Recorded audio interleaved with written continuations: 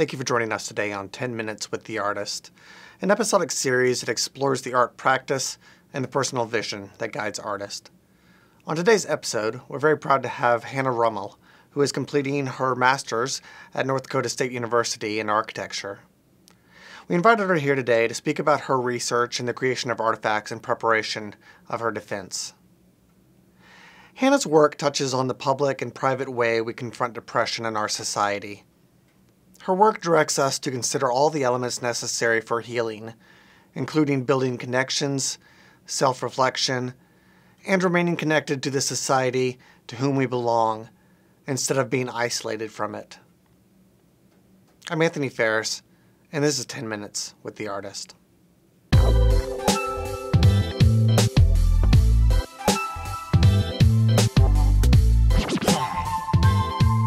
Hannah, thank you so very much for joining us for 10 Minutes with the Artist. When I think about the mind, I often think about something a little bit more fluid, almost like lightning, like going through like neurons and things like that. But you're representing the mind as something hard. Why did you choose that material? I chose it to connect it more to architecture, so I wanted to go with like concrete and plaster and dirt to relate it more to architecture physically rather than just metaphorically. And so I wanted to go with something that was a building material. And then it also gave it the ability to, it gave the person the ability to dig into it rather than like it being water, something that you can already dig into. It kind of made it harder to dig into it. And I think that's where the metaphor lies, in trying to relate it to therapy and making therapy something that you dig into the mind, so you dig into the pieces to get into the center of everything to help cope with depression. Yeah. You're talking about water, and if I was to sort of move my hand around it, there is not an element of time that goes along with it. I mean, like it's pretty fast, that you can solve the problem of what you see or feel. With the blocks, it's a little bit more difficult. There is an element of time that is included. So does it take a different amount of time for people to get into certain objects and get certain things out of it than other objects?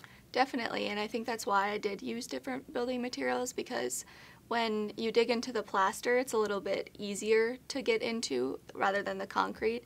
And I think that definitely represents people's minds and their differences and how some people cope with depression different ways than others, for sure. So when I'm looking at your piece, I'm seeing a grid, and grids seem very sophisticated and orderly. They remind me of civilization, sort of developing something that's orderly. Mm-hmm. Why did you choose a grid for something that may or may not be orderly? Right, so my whole thesis is kind of based on the idea of getting people with depression back into the city. And so I kind of went on the whole gridded city, like United States. Most cities are very gridded, so I kind of wanted to do that. And then I wanted to break the grid by having these pieces fly over onto the other side of the room even, to show that we are really connected to the city around us, rather than, we don't just like live inside the buildings, like we inhabit the buildings and we make the buildings lively. And so that's what I was kind of going for, just because I do see a disconnect between the facilities now today and getting people back into their homes, back into the city where they live. Do we remain connected to people with, say, depression or some other disorder in that same sort of way? Like a grid seems like a very easy way to get around. Are these people integrated back into society in that way traditionally? No, for me, it seems like they're just thrown back and like, oh, without even a life jacket. Like, they get all of these really good techniques to cope with their depression within the facility that they're in, and they might open up inside, but then when they get outside the facility back into their home, most of the time, or a lot of the time, they just relapse, and it's a big struggle for like me personally with family members that I have that have been in those facilities, and so I just saw that as a big problem that they have, and I really wanted to address it in my architecture. Okay. I'd like to get back to this idea of breaking something apart. So there's a gesture that happens when you do it. You have to actually expend energy. What is that? Does that energy represent anything, or is it going to be communicated in some way within your architecture? I think the energy definitely represents something. I think it represents the inability for some people to easily cope with their depression, and it represents the amount of time that it's going to take, and it might not happen on the first try, and that's why I did it this way, because I want them to know that they can get inside, they can do it. You just have to keep expending energy, and it might seem like you're never going to get through. Like those big concrete blocks, it seems like they're never going to break, and that's how I feel like some people feel when they have depression. They're never going to feel better, and I think that showing them that if you work at it and if you like do expend energy, you're going to get there eventually. So what happens is that you break apart these blocks, but nothing really disappears. The block just spreads out over the course of the space. And I don't know how to feel about that when I'm looking at it like as an aesthetic object. You know, it's never going to be the same as it was before. Right. But is that something that I should just sort of look at it as being something new? Yeah, I think so. I think it remains the same material, the same object, the same volume, but you just see it in a new way.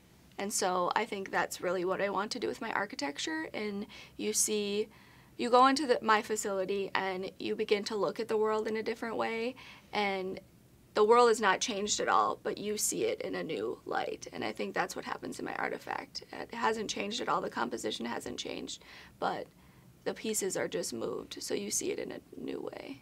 Okay. So at the very end of our discussion, we'd like to talk a little bit about your creative exploration. And so I was kind of curious, what time of the day you feel like you're most creative?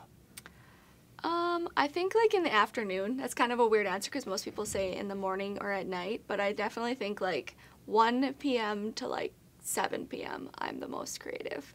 Okay. Yeah. Do you feel like you have to listen to music or something like that when you create? I think it helps, and I think it makes it more of a joint environment because at studio we have a speaker, and so we all listen together. So that really makes it easier to work on our stuff when we know that other people are in it with us. Yeah. Do you like to listen to anything specific? We really like to blast Queen. Okay. Yeah. It's a lot of fun. Yeah. Is there anything that you're reading right now?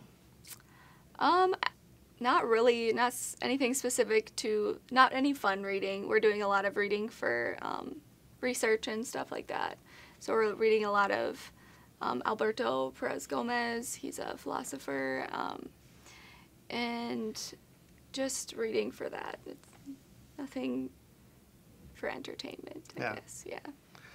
Do you find there to be something very specifically challenging about the material that you are working with that maybe I wouldn't know about? I find it challenging to remove myself from the project because I'm doing it for other people, and I'm doing it for the world and the cultural society that we live in. And I need to take myself and my personal connections to it out of it, and that's kind of what's hardest for me. Okay. Yeah. And then I guess my last question would be, what's next for you? I really don't know. I have a lot of different kind of plans. My brother recently found a house in our hometown that he wants to flip. He has a construction company, so he asked me to do that with him. So I'm thinking about doing that this summer and not jumping right into a firm because that's kind of the regular path. And I kind of want to go off the beaten path a little bit and do something like that, and we're really excited about it. Yeah. Well, best of luck to you. Thank you. So I'd like to thank our guest Hannah, and I'd also like to thank you for your time and interest in the professional practice and creative explorations happening here at North Dakota State University. So thank you, and for everyone here at the Memorial Union Gallery, keep creative.